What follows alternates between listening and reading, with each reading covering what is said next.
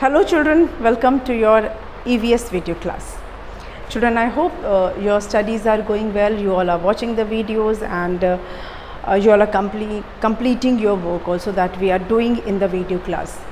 Children, as I always tell you, both the classes are very important, whether it is online class or this video class.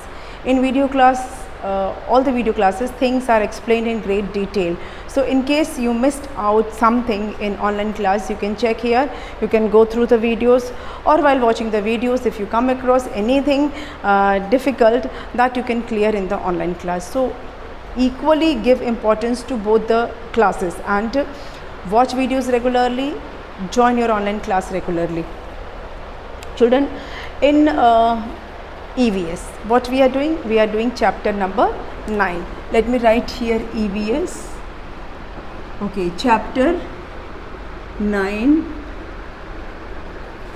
days to celebrate.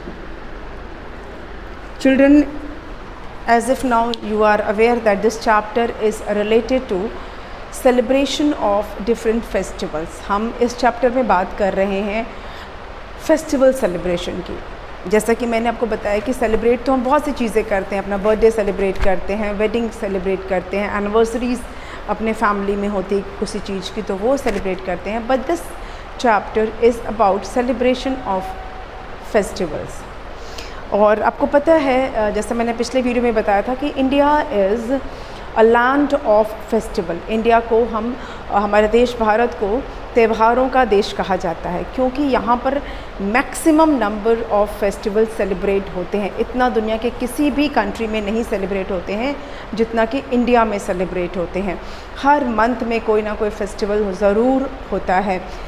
ज़रूरी नहीं है कि उस festival को हम celebrate कर रहे हैं तभी वो फेस्टिवल है. इंडिया के में इतने स्टेट्स हैं, इतने सारे टाउन्स हैं, विलेजेस हैं, तो कहीं ना कहीं गांव के किसी कोने में, किसी टाउन में, किसी शहर में कोई फेस्टिवल ज़रूर मन रहा होता है हर दिन.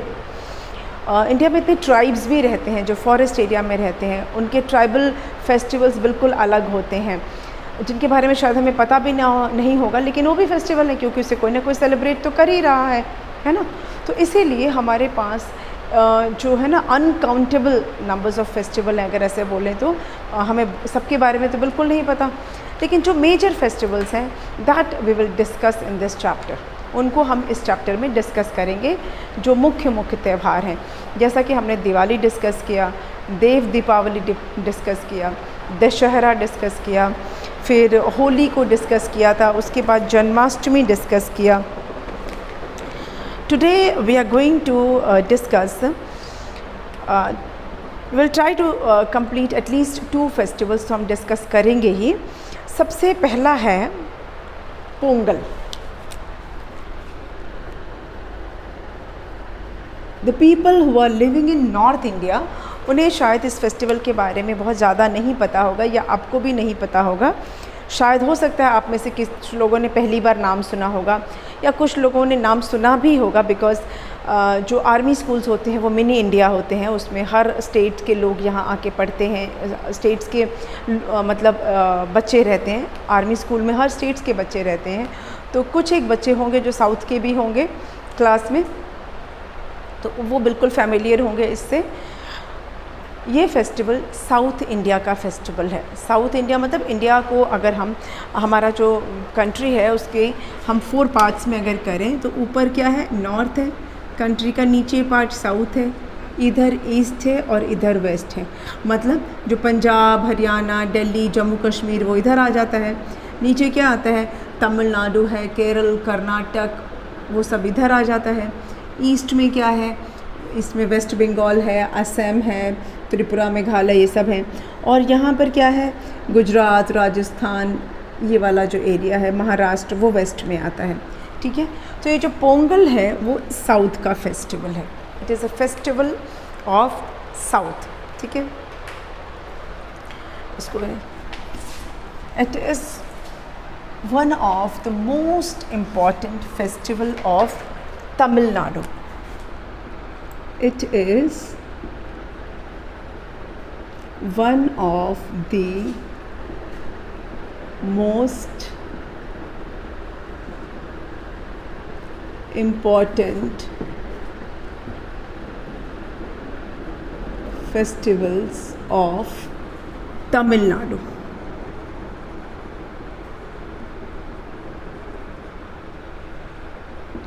It is a harvest festival.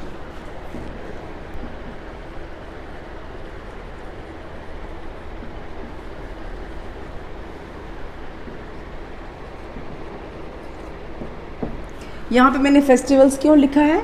बहुत सारे फेस्टिवल्स में से एक, बहुत सारे फेस्टिवल्स में से एक फेस्टिवल, इसीलिए one of the most important festivals, बहुत सारे फेस्टिवल्स में से एक इम्पॉर्टेंट फेस्टिवल है। ये एक हार्वेस्ट फेस्टिवल। हार्वेस्ट क्या होता है? हार्वेस्ट होता है फसल की कटाई।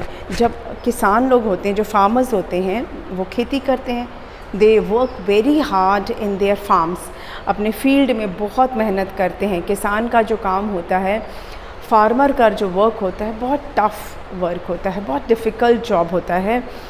हम ये जो सैलरीड जॉब होती है उससे वो बहुत डिफरेंट होता है।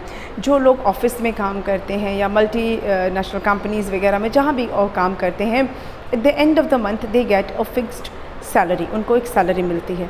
लेकिन जो फार्मर्स होते हैं, there income is not fixed, it all depends on the weather, season and all the natural things। और वो अपने फील्ड में, उन्हें फील्ड को प्लाइंग करनी होती है, उसमें सीड डालना होता है, उसमें पानी डालना होता है, इरिगेट करना होता है, फिर क्रॉप का केयर करना होता है कि उसमें कीड़े नहीं लग जाएं, उसमें इंसेक्ट्स ना आ जाएं।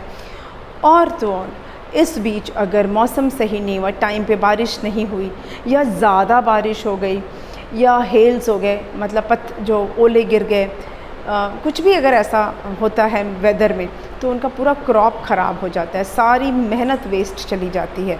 जितनी भी उन्होंने मेहनत की होती है क्रॉप को उगाने में, वो सब वेस्ट चला जाता है अगर मौसम सही नहीं हुआ तो, है ना। बारिश जितनी ज़रूरत है उससे ज़्यादा बारिश हो गई तो भी दिक्कत है, अगर बारिश नहीं हुई तो भी प्रॉब्लम है, अगर ओले गिर गए, हेल्स हो गए तो भी प्रॉब्लम है।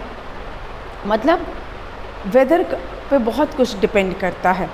फार्मिंग में, एग्रीकल्चर में वेदर इज़ वेरी इंपॉर्टेंट। मौसम सही होना चाहिए, नहीं तो किसान लोग को, फार्मर लोग को बहुत लॉस हो जाता है।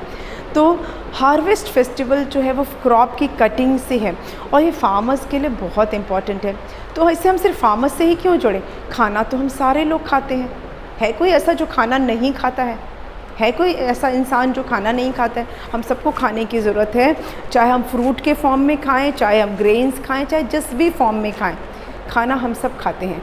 तो सिर्फ ये फार्मर का फेस्टिवल नहीं हुआ, ये हम सब का फेस्टिवल हुआ, क्योंकि फार्मर्स अगर अच्छा ग्रो करेंगे, अच्छा क्रॉप उनको मिलेगा, हार्वेस्ट अगर उनका अच्छा होगा तो वो हम सब के लिए बेनिफिशियल है, हम सब के लिए अच्छा है, क्योंकि हमें फिर टाइम पे सही क्रॉप मिल जाएगा।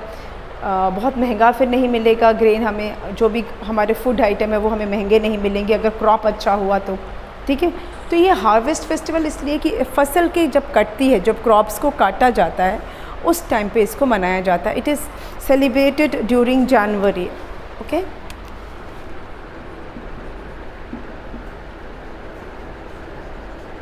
It is celebrated during January.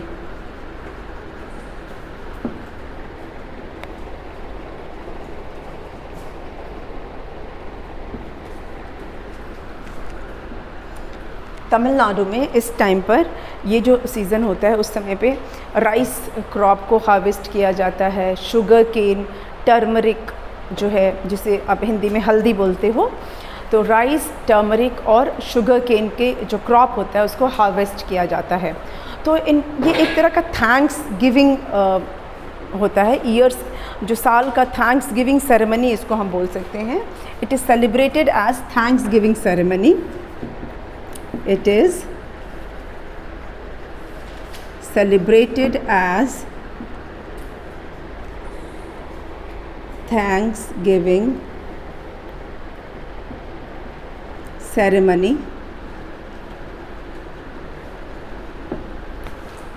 for the year's crop.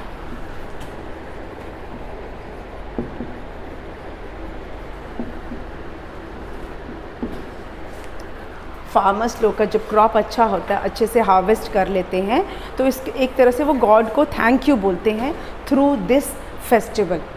Pongal के थ्रू वो भगवान को, गॉड को थैंक यू बोलते हैं। It is a 4-day celebration. ये जो पोंगल है ये 4-day का फेस्टिवल है। इट इज़ अ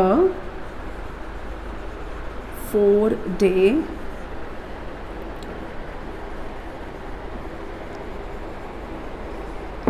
इसको 4 दिन तक मनाया जाता है पोंगल को। ठीक है, वो कौन कौन से डे होते हैं that I will explain you. पहले आप इसको एक बार देख लीजिए कि ये फेस्टिवल तमिलनाडु का है। ये एक हार्वेस्ट फेस्टिवल है जब क्रॉप्स को काटा जाता है। ये जनवरी मंथ में आता है। It is like a thanks giving to god, भगवान लोग को थैंक यू बोलने वाला ये फेस्टिवल है। और ये 4 days तक सेलिब्रेट किया जाता है, अलग अलग दिन अलग अलग गॉड के नाम पर।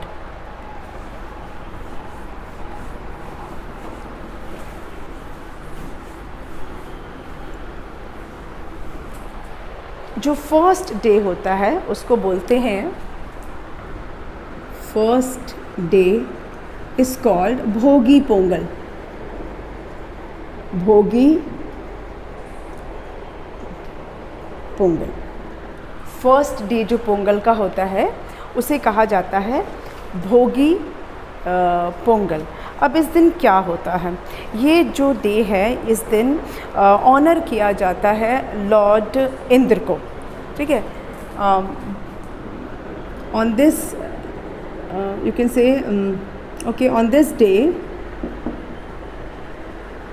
लॉर्ड इंद्र, लॉर्ड इंद्र मतलब the god of rain, the god of rain. Indra को गॉड ऑफ रेन भी कहा जाता है। So on this day lord Indra is honoured, you can say is honoured. उनके नाम पर ये पूजा होती है जिसको कि हम भोगी पोंगल बोलते हैं। ठीक है, अच्छा पोंगल का मतलब क्या होता है? पोंगल का मतलब ये ना तमिल वर्ड है ना, इसका मतलब होता है टू बॉयल। ओके, पोंगल का मतलब होता है टू बॉयल। तो जो भोगी पोंगल है उस दिन लॉर्ड इंद्र को ऑनर किया जाता है। ठीक, इसका मेन इस दिन क्या होता है कि इसको ना what do you call, Lord Indra को क्यों इस दिन वर्शिप किया जाता है? क्योंकि जो भी खेती है, जो किसान लोग का जो खेत है वो बारिश पे डिपेंड करता है। टाइमली अगर रेनफॉल हुआ, बारिश के मौसम में टाइमली बारिश हुई तभी क्रॉप अच्छा होगा, प्रॉपर बारिश हुई तभी क्रॉप अच्छा होगा। और राइस की फार्मिंग के लिए बहुत ज़्यादा पानी चाहिए, तो उसके लिए लॉर्ड इंद्र इम्पॉर्टेंट है, गॉड ऑफ रेन, इसलिए उनके नाम पर ये होता है। देन जो सेकंड होता है उसको कहते हैं थाई पोंगल। क्या बोलते हैं? सेकंड डे जो होता है that is called Thai Pongal. अब इस दिन क्या किया जाता है? थाई पोंगल के दिन चावल और दूध को साथ में उबाला जाता है, गुड़ डाला जाता है, शायद जाइगरी डालकर। तो rice and milk both are boiled together. मैंने इसको मैं से कर, सेकेंड डे जो है rice and milk boiled together. क्योंकि ये नॉर्थ का फेस्टिवल नहीं है इसलिए मैं थोड़ा इसको ज़्यादा लिख के समझा रही हूँ। बाकी जो फेस्टिवल्स है उसमें मुझे इतना लिखने की ज़रूरत नहीं पड़ी क्योंकि आप ज़्यादा फेमिलियर थे उनसे। This is not familiar festival for you. Rice and milk को एक साथ उबाला जाता है इस दिन, और जिस पॉट में उबाला जाता है it is in a earthen pot, you can से। अर्दन मतलब मिट्टी का घड़ा जैसा होता है, समथिंग लाइक दिस, ऐसा ना मिट्टी का पॉट होता है।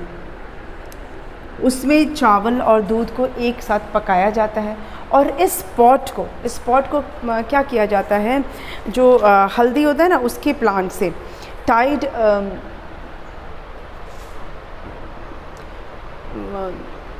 इस पॉट के साथ, ये जो पॉट होता है उसके साथ to which we can say turmeric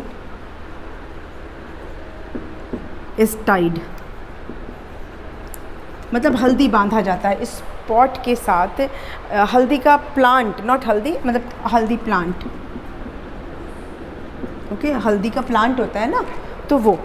तो on second day rice and milk boil together in an earthen pot, एक मिट्टी के बर्तन में उसको बाला जाता है, और वो जो बर्तन होता है इसमें इसको टर्मरिक के प्लांट इसके साथ बांध दिया जाता है, जो हल्दी का प्लांट होता है उसके साथ बांध दिया जाता है। ये जो है सेकेंड डे जो है इसमें एक्चुअली में it is offering to sun God.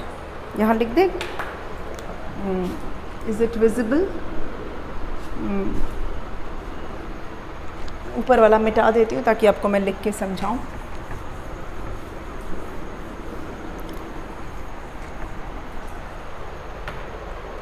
ये जो पकता है ये क्या होता है? It is offering to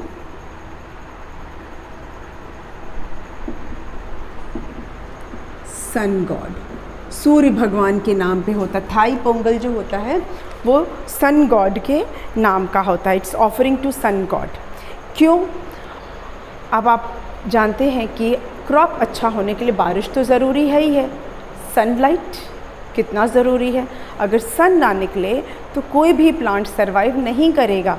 sunlight is very important for plant, क्योंकि सनलाइट में प्लांट जो है वो अपना खाना प्रिपेयर करते हैं for life on earth. In fact हमारा जो जीवन है, हमारा जो लाइफ है अर्थ पे, वो सन की वजह से है। सनलाइट है तभी हम हैं। क्यों? क्योंकि सनलाइट है तभी प्लांट्स हैं, और प्लांट्स हैं तो हम हैं। जब हम साइंस में ईवीएस में जब आगे हम प्लांट्स वाला चैप्टर पढ़ेंगे तो मैं आपको बहुत डिटेल में ये समझाऊंगी। अभी आप ये समझिए कि सन है तो प्लांट्स हैं, और प्लांट्स हैं तो हम हैं। ठीक है, सनलाइट बहुत ज़रूरी है किसी भी प्लांट की ग्रोथ के लिए, हेल्दी ग्रोथ के लिए सन का होना बहुत ज़रूरी है। तो इसीलिए जो सेकंड डे होता है वो भगवान सूर्य के नाम का होता है। गॉड सन की ऑफरिंग होती है, राइस एंड मिल्क से उनको ऑफ़र किया जाता है बॉईल करके। ठीक, this is the second day. Now third day. अब थर्ड डे की बात करते हैं। थर्ड डे को बोला जाता है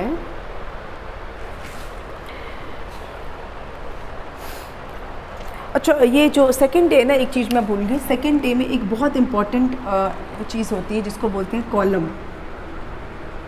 कॉलम क्या होता है? It's like a rangoli. जैसे हम अपने नॉर्थ में रंगोली बोलते हैं, साउथ में कॉलम बोलते हैं। बस फ़र्क क्या है कि रंगोली में हम बहुत सारे कलर्स यूज़ करते हैं, है ना, लेकिन कॉलम जो है वो वाइट से बनता है, वाइट कलर का होता है। It can be A rice powder और लाइम पाउडर, चूना पाउडर होता है या चावल का पाउडर। जनरली चावल का पाउडर होता है। तो राइस पाउडर से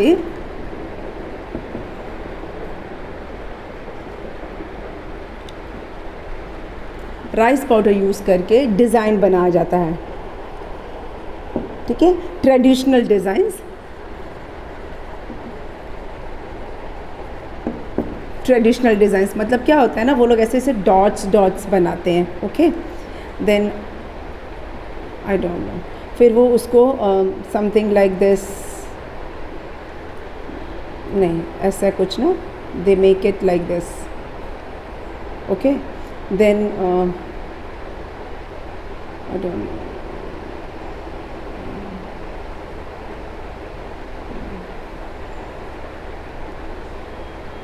समथिंग लाइक दिस, कुछ ऐसा ऐसा ही रहता है, मुझे ठीक से याद नहीं है। सम ट्रेडिशनल डिज़ाइन होता है, इसको मैथमेटिकल डिज़ाइंस होते हैं ये। दिस इज़ कॉल्ड, ये एक सिंपल सा मैंने एक फॉर्म बताया है फॉर दिस कॉलम। ये मैंने ऐसे एक रफ सा बना के बताया, मतलब कॉलम जो होता है वो डॉट से बनता हुआ एक रंगोली जैसा ही होता है। तो ये एक बहुत इम्पॉर्टेंट ट्रेडिशन है थाई पोंगल के दिन कॉलन बनाना। सब लेडीज़ जो हैं घर की या गर्ल्स होती हैं वो पूरे घर के आगे पहले खूब अच्छे से उसको साफ़ सफाई करती हैं, उसके ऊपर थोड़ा सा पानी स्प्रिंकल करती हैं, फिर चावल के आटे से बहुत सुंदर सा घर के आगे बड़ा सा कॉलन बनाती हैं। इस दिन ये ट्रेडिशन है, बहुत इम्पॉर्टेंट होता है ये। ठीक है, then moving on to the third day. Third day जिसको बोलते हैं Mattu Pongal.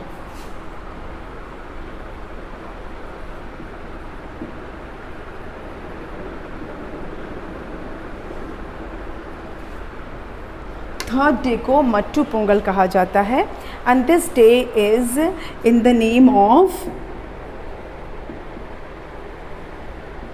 Cow.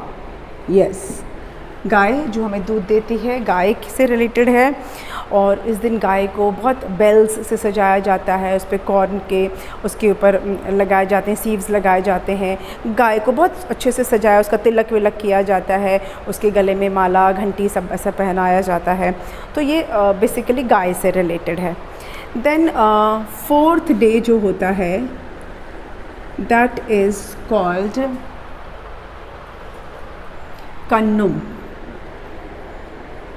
कन्नुम Pongal. This is the last day. Fourth day जो पोंगल होता है, लास्ट डे पोंगल होता है। क्या करते हैं, जो बचा हुआ पोंगल होता है, पोंगल क्या होता है, चावल और जो दूध को बॉयल किया जाता है मिट्टी के पॉट में, दैट इज़ पोंगल। सो कोई चीज़ बॉयल होकर जब गिरने लगती है ना, दैट इज़ पोंगल। ठीक है, कि हमारे पास इतना हो गया है कि हम उबल उबल के गिर रहा है ना, प्रॉस्पेरिटी, अनाज इतना हो गया है कि मतलब उफान आ रहा है, उसमें बॉयल आ रहा है and it is falling from the pot, that is Pongal. तो ये लास्ट डे क्या होता है, जो बचा हुआ पोंगल होता है, लेफ़्ट ओवर जो पोंगल होता है वो, उसके बाद और भी जो खाने की चीज़ें होती हैं वो, फिर उसको ना एक हल्दी का जो पत्ता होता है उसको साफ़ करके वॉश्ड जो टर्मरिक लीव होता है उसके ऊपर रखा जाता है पोंगल को, लेफ़्ट ओवर पोंगल को। बाकी खाने पीने का जो सामान होता है वो, उसके अलावा पान का जो पत्ता होता है, बीटल लीव, ठीक है। लेफ़्ट ओवर पोंगल जिसको बोलते हैं ना, left over Pongal, other eatables, ये सारी चीज़ें, betel leave, betel nut, sugar cane, ये सब क्या किया जाता है, एक वॉश्ड टर्मरिक लीफ के ऊपर रखा जाता है, ठीक है। और ये होता है इन द नेम ऑफ ब्रदर, अपने भाई की प्रॉस्पेरिटी के को दिमाग में रख के। जैसे कि हम नॉर्थ में भाई दूज मनाते हैं, it is something like that. तो इसको ये फाइनल डे का होता है, इसको सर्व किया जाता है। This is called Kaanum Pongal. तो ये 4 डे का हो गया पूरा सेलिब्रेशन। ये मैंने थोड़ा डिटेल में आपको सारे 4 डेज़ के बारे में बताया, क्योंकि ये जैसा मैंने बताया कि ये फेस्टिवल से आप उतने फैमिलियर नहीं होंगे, ये साउथ का बेसिक फेस्टिवल है, इसलिए थोड़ा सा डिटेल में मैंने इसे एक्सप्लेन किया है, ठीक है। तो हमारा पोंगल वाला फेस्टिवल तो हो गया पूरा।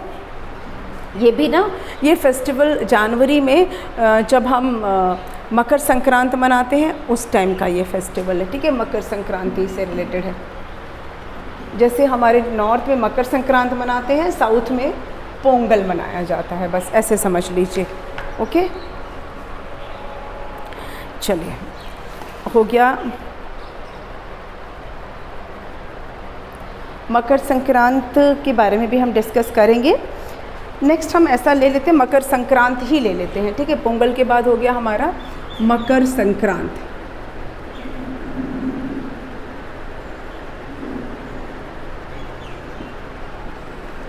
मकर संक्रांति, मकर इज़ कर्क जिसको बोलते हैं, मकर संक्रांति। ये नॉर्थ इंडिया में बेसिकली मनाया जाता है, नॉर्थ एंड वेस्ट इंडिया में इसको बहुत पॉम्प एंड गे के साथ इसको मनाया जाता है मकर संक्रांति को। ऐसा माना जाता है, ऐसा माना जाता है, ऐसा है, जोग्राफिकल फैक्ट ये है कि जो सन है वो सदर्न हेमिस्फीयर से नॉर्दर्न हेमिस्फीयर में आता है। अभी हेमिस्फीयर क्या है, देखिए हमारा ये अर्थ है, ठीक है, इसको मान लेते हैं कि हमारा अर्थ है, इट्स लाइक अ बॉल। इसको अगर इमेजिनरी लाइन से 2 पार्ट्स में इसको हम अगर कट करें, this is southern hemisphere, this is north hemisphere, ठीक है, सदर्न हेमिस्फीयर, नॉर्दर्न हेमिस्फीयर। तो ऐसा माना जाता। और ये हमारा जो अर्थ है ये क्या करता है, अपनी जगह पर भी घूमता है और सन का भी चक्कर लगाता है, ठीक है। सन के चारों तरफ ये घूमता है, जिसे रिवॉल्व करना कहते हैं, और अपनी जगह पर भी घूमता है अर्थ, जिसे रोटेट करना कहते हैं। मतलब रोटेशन एंड रिवॉल्यूशन 2 मूवमेंट होते हैं अर्थ के।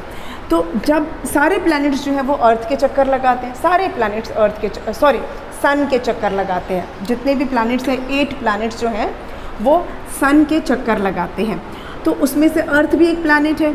तो while moving around the sun and while moving on its axis, जो अर्थ जो सन है, सन का लाइट सदर्न हेमिस्फीयर में भी रहता है।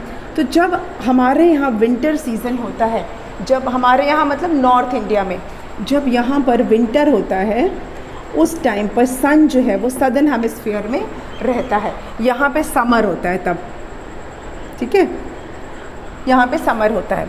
फिर जब सन नॉर्दर्न हेमिस्फीयर में हमें दिखता है तो यहाँ पर विंटर सीज़न ख़त्म होने लगता है और समर सीज़न स्टार्ट होने लगता है। मतलब जनवरी में हमारे यहाँ ठंड पड़ती है और मकर संक्रांति के बाद ठंडी का मौसम ख़त्म होने लगता है, कम होने लगता है।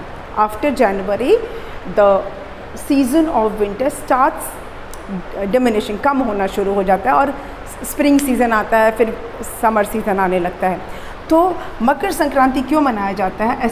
ऐसा होता है कि जो सन है वो सदर्न हेमिस्फीयर से नॉर्दर्न हेमिस्फीयर में आता है। सन उत्तरायण में आता है, हिंदी में बोलते हैं दक्षिणायन से उत्तरायण में आता है। साउथ से नॉर्थ की तरफ सन आता नहीं है, सन दिखता है। अर्थ मूव करता है ना, सन नहीं मूव करता है, अर्थ मूव करता है। तो अर्थ इस तरह से मूव करता है कि फिर सन जो है वो नॉर्दर्न हेमिस्फीयर की तरफ आता है, उसको हम उत्तरायण बोलते हैं। तो कहीं कहीं पर मकर संक्रांति को उत्तरायण भी कहा जाता है। उत्तरायण कहा जाता है गुजरात में। गुजरात में इसे उत्तरायण के नाम से जाना जाता है। मकर संक्रांति को गुजरात में उत्तरायण बोला जाता है। मे भी आपने ये वर्ड नहीं सुना हो, लेकिन ऐसा ही है। इसको गुजरात में उत्तरायण बोला जाता है, सन का नॉर्दर्न हेमिस्फीयर में आना। अब इस दिन क्या होता है, इसे वाराणसी में खिचड़ी बोला जाता है। यस, मकर संक्रांति को लोग खिचड़ी के नाम से जानते हैं। अब ऐसा क्यों एक फेस्टिवल को खिचड़ी बोल रहे हैं? इसलिए कि इस दिन खिचड़ी बनाई जाती है चावल और दाल यूज़ करके। ये अगेन यह हार्वेस्ट फेस्टिवल हो गया। ये भी एक तरह का हार्वेस्ट फेस्टिवल है, क्योंकि नॉर्थ इंडिया में भी तो क्रॉप को हार्वेस्ट किया जा रहा है। तो Makar Sankranti is also a harvest festival, ठीक है। इस दिन नॉर्थ में, स्पेशली उत्तर प्रदेश और बिहार में, खिचड़ी बनाने का ट्रेडिशन है। सबके घरों में खिचड़ी बनती है, मस्ट है। इसलिए इसको खिचड़ी नाम से यहाँ जाना जाता है। बनारस में स्पेशली इसे खिचड़ी बोला जाता है। बिहार में इसे संक्रांत या सकरात बोला जाता है, ठीक है। फेस्टिवल एक ही है, देखिए, सकरात या संक्रांत बोला जाता है। Otherwise it is Makar Sankrant. Gujarat में इसे उत्तरायण बोला जाता है, लेकिन फेस्टिवल एक ही है जिसमें खिचड़ी बनाई जाती है। बिहार में इस दिन चिवड़ा जिसे पोहा बोलते हैं, और दही के साथ खाया जाता है। चिवड़ा और दही खाया जाता है, जिसे आप पोहा बोलते हो, उसको दही के साथ खाया जाता है। दही, चिवड़ा और गुड़। मॉर्निंग में लोग दही, चिवड़ा और गुड़ खाते हैं, दोपहर में खिचड़ी खाते हैं। इस दिन कुछ वेजिटेबल्स के फ्रिटर्स बनते हैं, पकौड़े बनाए जाते हैं कुछ घरों में। और इस दिन एक बहुत इम्पॉर्टेंट चीज़ खाई जाती है, वो है तिल। यस, सेसमे सीड जिसको बोलते हैं, काला तिल और सफ़ेद तिल। इस दिन तिल खाया जाता है और गुड़, तिल और गुड़। चाहे उस तिल और गुड़ को मिठाई की तरह खा लें, बर्फ़ी बना के खा लें, उसके क्या बोलते हैं, चिक्की बना के खा लें, जिसे यहाँ पर पट्टी बोला जाता है। गुड़ पट्टी बोलते हैं यहाँ पर, बादाम पट्टी बोलते हैं, तिल पट्टी बोलते हैं। तो मार्केट में इस समय, मतलब जब मकर संक्रांति का टाइम आता है, तो whole market is flooded with tilkut and this til gud. तिलकुट क्या होता है? तिल, उसमें थोड़ा खोआ और चीनी वगैरह से एक डिश होती है, एक स्वीट डिश होता है, एक स्वीट होता है जिसको तिलकुट बोलते हैं। पूरे मार्केट में इस दिन मिलता है। उसके अलावा तिल और गुड़ से बने हुए लड्डू, तिल और गुड़ से बनी हुई चिक्की, मूंगफली और गुड़ से बनी हुई चिक्की, ये सब पूरा मार्केट जो है भरा रहता है। The whole market is flooded with these items. और इस दिन क्या होता है? आपका बहुत फेवरेट चीज़ भी होती है इस दिन। क्या होती है? चलिए, इसको हम सस्पेंस रखते हैं। इस फेस्टिवल को हम कंटिन्यू करेंगे अगले वीडियो में, ठीक है। हम मकर संक्रांत क्योंकि एक यूपी का, एक उत्तर प्रदेश का बहुत इम्पॉर्टेंट फेस्टिवल है, एक बहुत ही फेवरेट फेस्टिवल है बच्चों का, इसलिए इस पर थोड़ा सा ज़्यादा डिस्कशन हम करेंगे। इस डिस्कशन को हम कंटिन्यू रखेंगे नेक्स्ट वीडियो में, जब हम मकर संक्रांत को के दिन और क्या क्या करते हैं, स्पेशली वाराणसी में, स्पेशली उत्तर प्रदेश में क्या किया जाता है, इसको डिस्कस करेंगे नेक्स्ट वीडियो में। आज की वीडियो को यहाँ पे बंद कर देते हैं, ठीक है। कुछ ऐसा पॉइंट हो जो आपको नहीं समझ में आया हो, please ask me in the online class, okay. Thank you.